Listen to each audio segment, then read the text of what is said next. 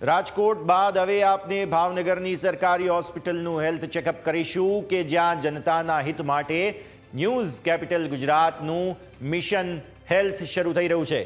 News capital Gujarat પર અમે આપને બતાવીશું ભાવનગરમાં ચાલતી જે લાલિયાવાડી છે તે આપ નિહાળો। ભાવનગરના બોર તળાવ વિસ્તારના અર્બન હેલ્થ સેન્ટરનું હેલ્થ ચેકઅપ અમે આપને કરાવવા જઈ રહ્યા છીએ।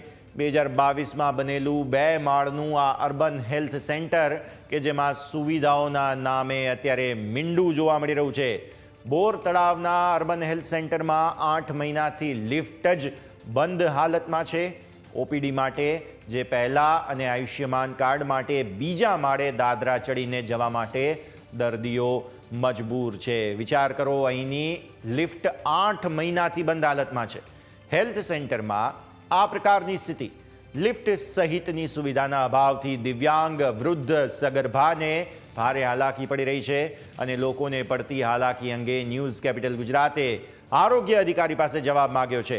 લિફ્ટ બંધ છે પણ આરોગ્ય અધિકારીઓની ખોખોની રમત અહીં ચાલુ છે। આરોગ્ય અધિકારી, બિલ્ડિંગ વિભાગ અને કોન્ટ્રાક્ટર એકબીજા પર દોષનો ટોપલો ઢોળી રહ્યા છે। બોર તળાવ બાદ ઘોઘા વિસ્તારની પણ કમ્યુનિટી હેલ્થ સેન્ટરનું ચેકઅપ અમે કર્યું હતું, જે પણ અમે આપને બતાવીશું, જ્યાં અર્બન હેલ્થ સેન્ટર સહિતની વધુ ખરાબ હાલત ત્યાં જોવા મળી રહી છે। ઘોઘાના કમ્યુનિટી હેલ્થ સેન્ટરની હાલત તો અર્બન હેલ્થ સેન્ટરથી પણ ખરાબ છે, કેમ કે ઘોઘા કમ્યુનિટી હેલ્થ સેન્ટરમાં સાધનો છે પણ તેને ચલાવનાર કોઈ નથી। ઘોઘા CHCમાં ડોક્ટરની ઘટથી સાધનો ધૂળ ખાઈ રહ્યા છે। ઘોઘા CHCમાં વર્ગ 2ના ડોક્ટરોની 3 જગ્યા વર્ષોથી ખાલી પડી છે। હાલ એક ડોક્ટરની 1 વર્ષના બોન્ડ પણ અહીં નિમણૂક કરવામાં આવી છે। ત્યારે CHC બાદ ઘોઘાના આયુષ્યમાન મંદિરનું પણ હેલ્થ ચેકઅપ અમે કર્યું। ઘોઘાના આયુષ્યમાન મંદિરમાં સવારે 10 વાગ્યે ન્યૂઝ કેપિટલ ગુજરાતની ટીમ પહોંચી હતી। સવારે 10 વાગ્યે પણ ઘોઘાના આયુષ્યમાન મંદિરને તાળા લાગેલા જોવા મળ્યા। સવારે 9 વાગ્યાનો સમય છે, તેમ છતાં 10 વાગ્યા સુધી તો તાળા જ લાગેલા હોય છે। તળાજાના ત્રાપજ ગામના હેલ્થ સેન્ટરમાં પણ લાલિયાવાડી ચાલતી જોવા મળી હતી। 3 મહિના પહેલા એક્સપાયર થઈ ગયેલી હડકવાની રસી 5 દર્દીઓને ત્રાપજમાં આપી દેવામાં આવી હતી।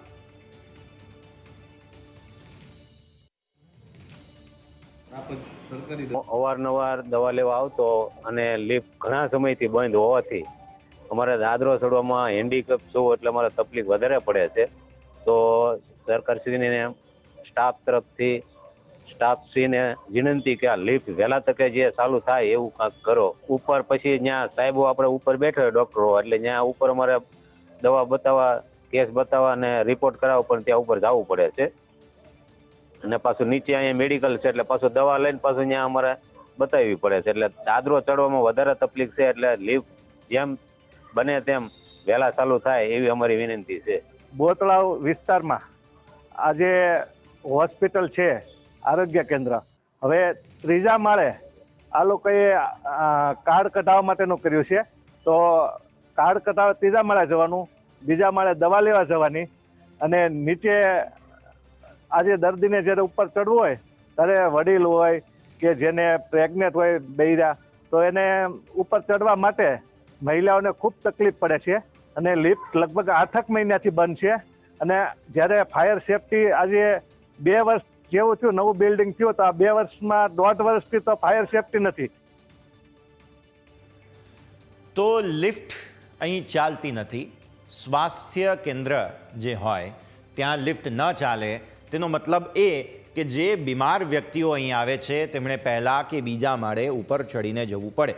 હવે જેમનું સ્વાસ્થ્ય જ સારું નથી તે વ્યક્તિને આ પ્રકારની સ્થિતિ શા માટે સહન કરવી પડે તે સૌથી મોટો સવાલ ઊભો થાય।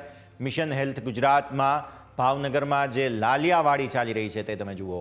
અહીંના અર્બન હેલ્થ સેન્ટરની સ્થિતિ કેટલી ખરાબ છે તે તમે જુઓ, કારણ કે 2 માળનું આ અર્બન હેલ્થ સેન્ટર છે, 2022માં બન્યું છે, પરંતુ લિફ્ટ 8 મહિનાથી બંધ છે।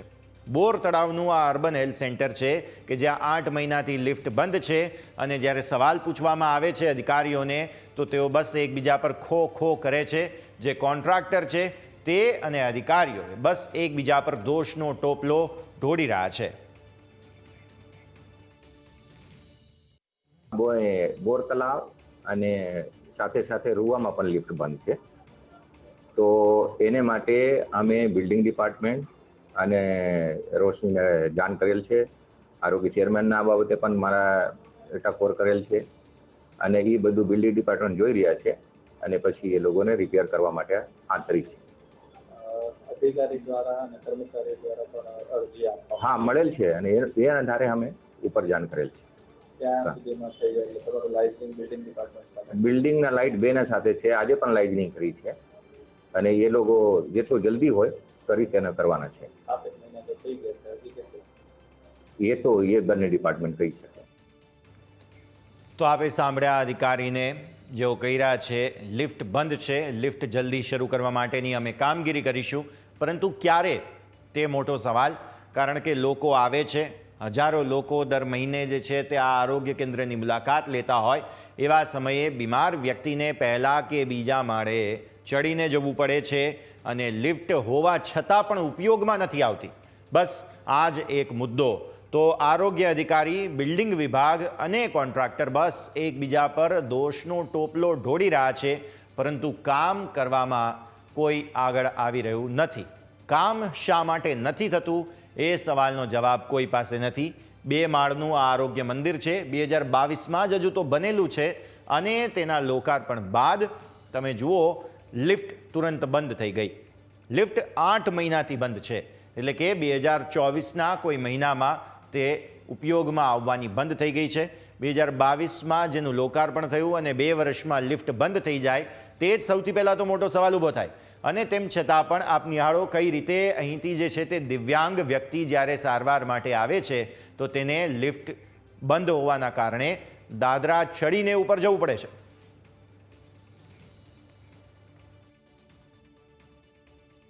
હરિરામબાગ પીએચસી છે કે જેમાં લિફ્ટનો પ્રશ્ન છે.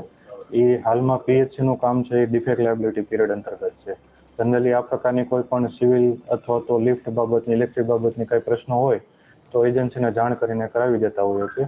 આ ઉપરાંત મેડિકલ ઓફિસર છે એ ડાયરેક્ટ પણ એજન્સીને છે ત્યાં કોન્ટેક્ટ નંબર લિફ્ટમાં લખેલો હોય છે, ત્યાંથી કોન્ટેક્ટ કરીને કરાવી દેતા હોય છે. આમ છતાં આ કામ નથી થયેલું. એજન્સીને એમના ખર્ચને જોખમે કરવા માટે જાણ કરેલી છે, નોટિસ પણ આપવામાં આવેલી છે. જો એજન્સી દ્વારા છે કામ નહીં કરવામાં આવે તો એમની ડિપોઝિટ છે એ જપ્ત કરી અને તેમાંથી કામ કરાવી દેવામાં આવશે.